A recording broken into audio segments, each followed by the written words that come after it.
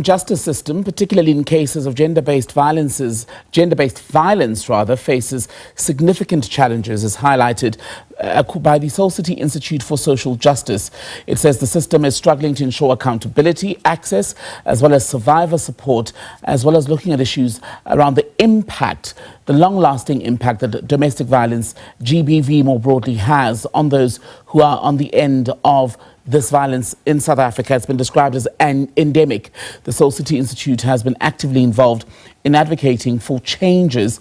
Let's bring in then Phinah Kodisang, who is from the Seoul City Institute. Good to have you on SABC News. Let's use as a case study, if we may, the almost decade-long process, the trial of Timothy Omotosho and his co-accused, only at the end to get to a point where the judge says the National Prosecuting Authority basically bungled the prosecution of the man, despite even harrowing accounts given by the women who say he abused them themselves. What does that tell us about the system's ability to deliver on the promise of justice for victims?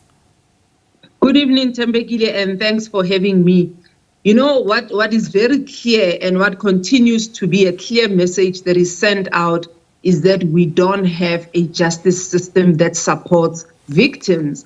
Rather, we see, accusers always getting away, and, the legalities around how they are acquitted, or making it questionable in terms of how solid is the law in addressing some of the dire situations or issues that are critical in our country, such as gender-based violence, which our own president speaks highly of as an issue that must be addressed, as an issue that requires urgency, and as an emergency, in fact, let's just put it like that. So we've seen the failure, and it's a continued failure, and I don't think we are seeing the end of that failure in our system.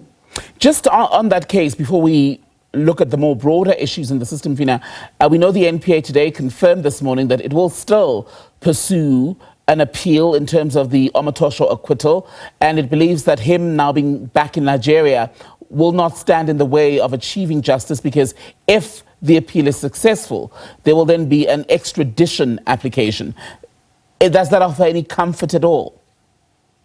No, I mean, Bushiri is still a case in point, right? How many years has it been since we've been talking about him being extradited back into South Africa? So it doesn't give us confidence when you see these high-profile cases. And I think we must also, isolate the fact that these cases are high-profile cases, and this is where you set a good example, because you are saying to the whole world that is watching us as a country that, in fact, if you come to South Africa and you do wrong in South Africa, we will deal decisively with you. But the message that has been sent out now with these two cases is that South Africa is weak in attending to these issues. And that is why people can come from their own countries, come into our country, do as they please, and then run back to their countries for safety.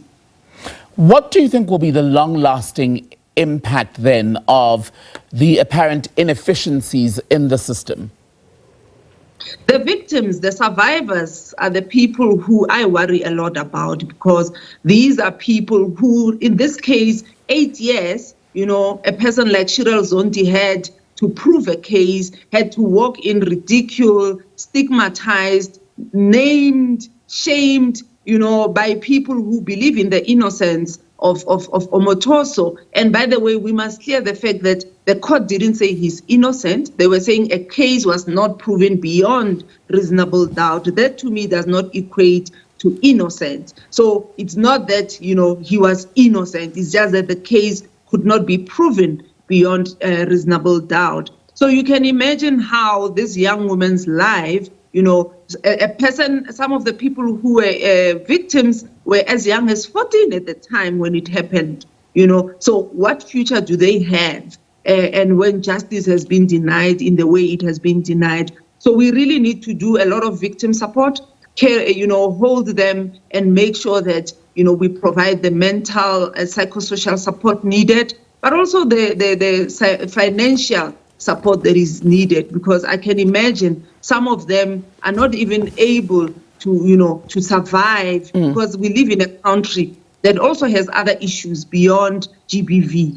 And Phinah, where is the disconnect between what government says? Because remember, a few years ago, we all watched women in this country march in Sandton, just outside the JSE. President Cyril Ramaphosa addressing the nation, saying that he recognized that this was an emergency. There was even a summit that was held to talk about gender-based violence. But on the ground, the lived reality seems very much disconnected, removed from what government says is its commitment to fight gender-based violence. Why is that?